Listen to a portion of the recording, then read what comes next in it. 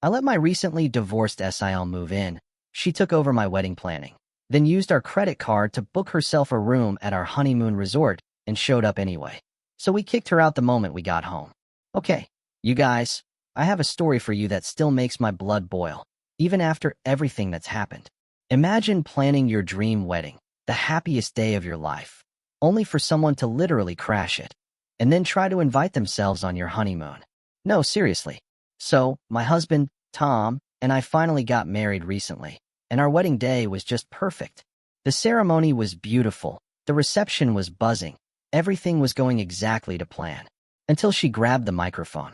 My sister-in-law. Now, a little background on SIL. She's 3 years younger than Tom, and she's been through a really rough patch. Her marriage imploded spectacularly because her ex-husband turned out to be this incredibly unfaithful, completely irresponsible deadbeat. We all saw the red flags from the very beginning, warned her over and over, but she was just so in love, so hopeful. It broke our hearts to watch her. He barely lifted a finger, leaving her to work tirelessly, come home exhausted, and then take care of the kids, cook, clean, everything. She was essentially a single mother even while married. We, the whole family, tried to get him to contribute, to just do something, but he was a brick wall. No motivation, no sense of responsibility, just pure apathy. Then, last year, it all came crashing down in the most horrific way. She walked in and caught him cheating, right there in their own home. She lost it, as anyone would. Screaming, heartbroken, furious. But the truly monstrous part? She found out he'd locked their twin boys in a room, handed them his PlayStation, just to keep them out of his hair while he had his affair. The sheer audacity. The betrayal. That was her breaking point. She was done. But here's the kicker. They were living in his mother's house, so she had absolutely nowhere to go. Suddenly, she was homeless with 2 little boys. Tom and I didn't even hesitate. We opened our home, no questions asked. We wanted to give them a safe place, a soft landing while she figured things out. I won't lie to you, it was hard. Our quiet household of 2 suddenly swelled to 5 overnight. More noise, more mess, exponentially more responsibility. Adjusting to 2 active, boisterous boys was a lot, and Sil herself was an emotional wreck, understandably so. At first, we genuinely thought this was a temporary fix. The plan was clear. Divorce finalized, some money saved, then she'd find her own place. But as the weeks, then months, rolled by, it became glaringly obvious she had no intention of moving. She was settling in. And that, my friends, is when the tension started to build. I don't mind helping family, truly. But Sil has this entitlement about her, and it just grates on you. Her kids were constantly running around, yelling, playing, just pure chaos. I know, kids will be kids, right? But I work from home. My old sanctuary, the guest room, became their space. So now I'm trying to focus in the bedroom or living room. The kids would knock nonstop on my door, even after I told them I was busy. And when I'd ask Sil, respectfully, to just try and keep them a little contained, she'd just shrug and say, "That's just how kids are." No effort, no understanding. She'd blast the TV, and if I asked her to lower it, she'd demand I wear earbuds. My house, my earbuds. Tom and I have always shared everything, pulled our weight. So, we told Sil, your laundry, your dishes. Did she do them? Never. It was always us, picking up after her. And the food situation? Her boys have massive appetites. Any snacks we bought were gone in days, and then she'd just demand we restock. If we pushed back, suggested she buy some herself, cue the guilt trip. I'm a single mother. I need to save money. It was infuriating. We were already doing so much, and she just expected more, with zero gratitude, zero contribution. Then, last year, Tom got this incredible job offer. Double his salary, a move to a new city. We were ecstatic, but also a little apprehensive, discussing it privately. Guess who overheard? Sil. The moment she found out, she exploded. A massive fit. Accusing us of abandoning her, of being heartless, selfish, just chasing money. Like we owed it to her to stay put. Tom, bless him, stood his ground. He told her point blank. Our lives, our decisions, had nothing to do with her. But Sil, oh no, she took it to the in-laws. She twisted everything, painted me as the villain, the one pushing Tom to leave, tearing the family apart. Suddenly, I wasn't just dealing with her tantrum, I had my in-laws questioning us. Now, my in-laws are genuinely lovely. They love me like their own. They weren't thrilled about us moving far away, but they're reasonable people. In the end, after a lot of debate, we decided not to move. It was our choice, but the whole thing left such a sour taste. SIL had created unnecessary drama, played the victim, just to get her way. We tried to move past it. Fast forward to this year. Tom and I were finally getting married. We'd been engaged forever, and it just felt like the right time. It was supposed to be pure joy, excitement. But of course, SIL had to make it about her. She volunteered to plan our wedding. No one asked her. I didn't want her to. I explicitly told her my mom and I had it covered. I have very specific tastes, and I knew she'd bulldoze right over them. But she insisted, and basically took charge anyway. At first, I'll admit, she tried to accommodate me, but that lasted about 5 minutes. Soon, she was making all the decisions, completely ignoring my wishes. I wanted a soft, romantic white and pink theme. She declared white and beige was more elegant. I wanted classic roses for centerpieces. She insisted on lilacs. The most frustrating part? Tom and I were paying for everything. Yet, she acted like she was the bride, making decisions like she was footing the bill. My patience was wearing thin. Then came the bridesmaids. I picked my cousins, my closest friends. The moment SIL found out she wasn't included, she threw another absolute tantrum. She just assumed she'd be a bridesmaid. It was a personal betrayal, as if I owed her a spot just because she was Tom's sister. Tom had my back, though, told her straight. Our wedding, our decision, you have no right to insist. But she ramped up the drama, accusing me of being rude, inconsiderate, of excluding her because I didn't want her to get any attention. I just let it go. It was my wedding. I wasn't going to be guilt-tripped. And then, the reception. We had one rule, and no speeches. We just wanted to dance, drink, celebrate. A fun, carefree night. But SIL? Oh, SIL couldn't let that happen. Right in the middle of the party, she interrupted the DJ, grabbed the mic, and announced she wanted to say a few words. We had no choice but to stand there, mortified. Instead of a heartfelt speech about us, she launched into a self-praise monologue. She went on and on about how she planned everything, how it was her masterpiece. She even joked about becoming a wedding planner. Then she made a big deal about doing it all for free, as if she'd done us some grand favor by interfering. She spoke as if we owed her, completely ignoring that we paid for every single thing. Tom and I just stood there, burning inside, while our guests looked on awkwardly. It was beyond embarrassing. But it got worse. As if the self-centered speech wasn't enough, she then announced that because we hadn't paid her a cent, she'd decided to gift herself a small treat. She revealed that since she had booked our honeymoon, she had also booked herself a room at the exact same resort. My jaw dropped. Tom's jaw dropped. We just stared, processing this absolute insanity. She then joked, I know it's unexpected, but I needed a break too, after all my sacrifices. And then, with a casual shrug, I hope you don't mind? This woman had invited herself on our honeymoon. The one time a newlywed couple is supposed to be alone, intimate, just enjoying each other. She felt entitled to a vacation as a reward for meddling in our wedding planning. This was outrageous. We found out later, she'd used our card to book it, without permission, at the same time. She came up to us afterwards, all smiles. Are you okay with my decision? Tom immediately told her off. He yelled at her for going behind our backs. I chimed in. SIL, this is our honeymoon, not a family vacation. But she wouldn't take no for an answer. Instead of apologizing, she tried to argue her way in, whining about not having been on vacation in ages, that she deserved one too. I told her plainly, if you want a vacation, pay for your own. And if you needed our help, the least you could do is ask permission, not steal from us and force your way in. She still wouldn't back down. I don't want to be alone, she pleaded. I booked different flights. You won't even notice me.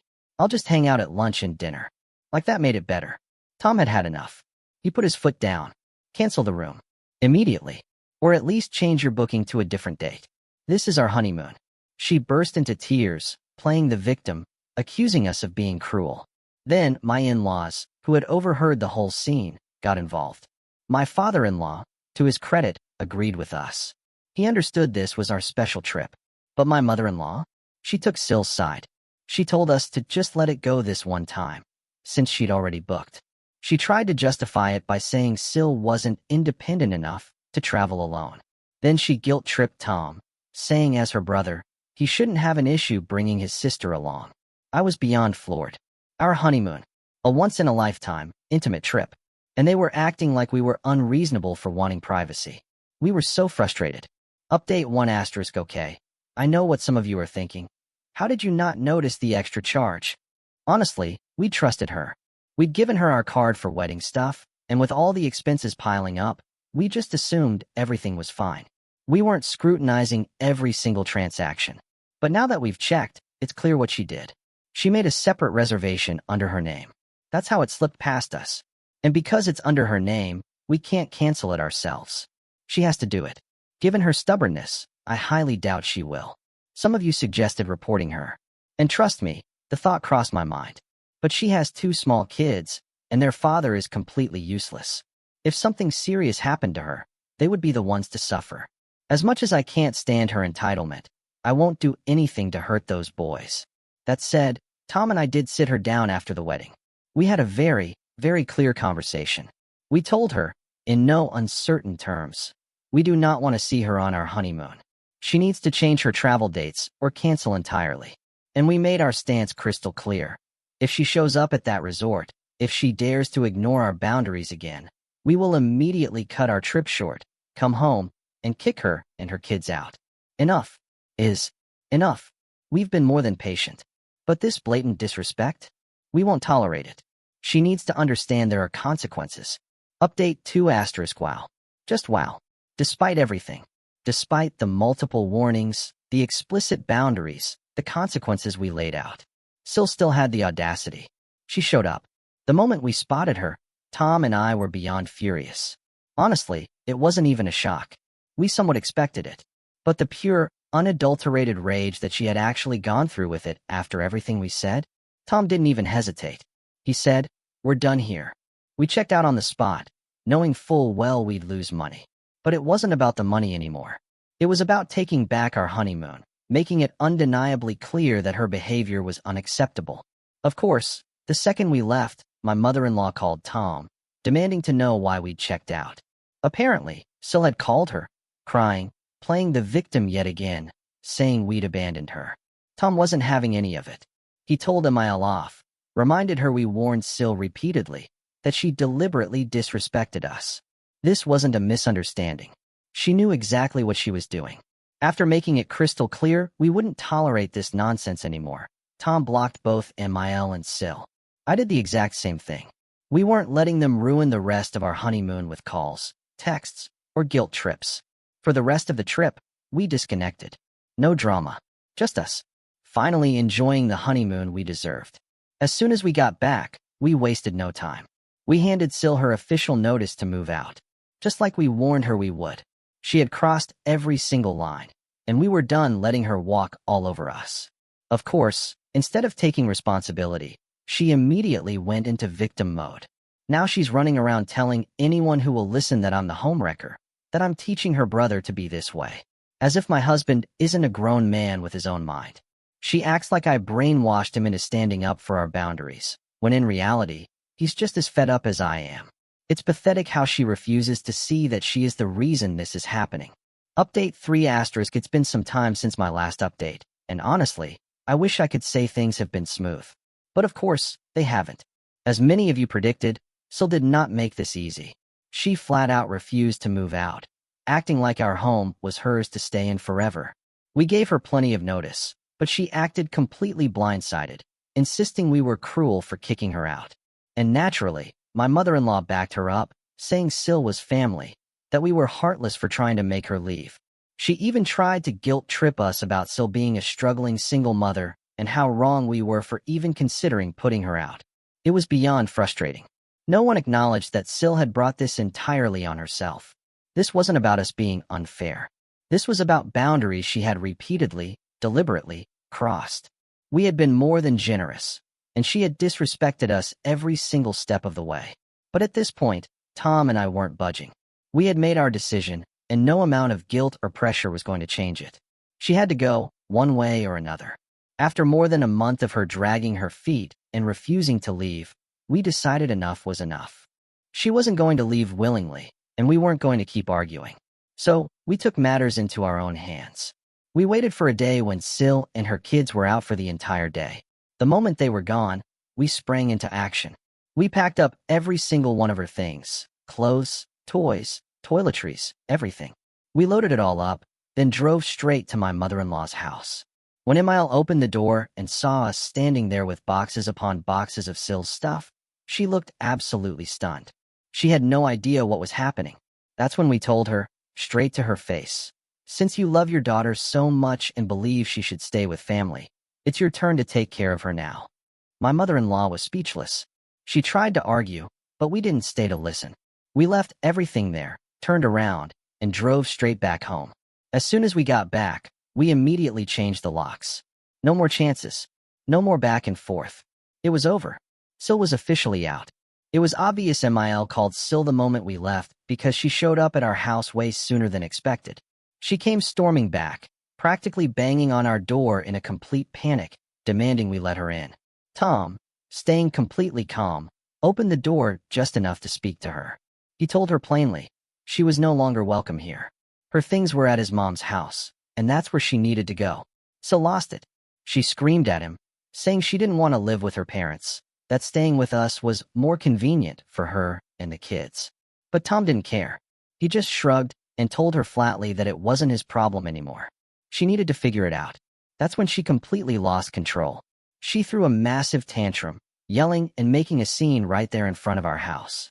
It was embarrassing, to say the least. Her kids were right there, watching their mother act like a child instead of handling the situation like an adult. Honestly, I felt bad for them. None of this was their fault. But at the same time, we had done everything we could for SIL, and all she had done was take advantage. We were done. When it became clear that Tom wasn't going to cave, she started getting even louder, screaming at both of us like a madwoman. At that point, I had had enough. I told her very clearly, "If you don't leave right now, I will call the police." That finally got her to move. Of course, she didn't go quietly. She screamed every profanity in the book at me, blaming me for everything, calling me a jealous control freak, saying this was all my fault. But I just didn't care. She could say whatever she wanted, as long as she was out of our lives. And now she finally is. It's been a long, frustrating battle, but at least now we finally have our home and our peace back. Update 4 asterisk, it's been 5 months since we kicked SIL out. And you know what? Life has been so much better. Seriously, the chaos, the stress she brought into our home, gone. And I have even more amazing news. I'm pregnant. Tom and I are over the moon about this new chapter. We've been focusing entirely on ourselves, our future, and preparing for our little one's arrival. As for SIL, she's still staying at my mother-in-law's place. And from what we've heard, things are far from peaceful over there. Apparently, she and my in-laws have daily fights. It's the same old story, SIL expecting everyone else to take care of her while she contributes absolutely nothing. But thankfully, that is no longer our problem. Tom and I have made it a point to stay completely out of the drama. SIL is still blocked on both our phones, and we have zero plans to change that. We've moved on, and we are absolutely not letting anyone ruin our peace, especially now that we have a baby on the way.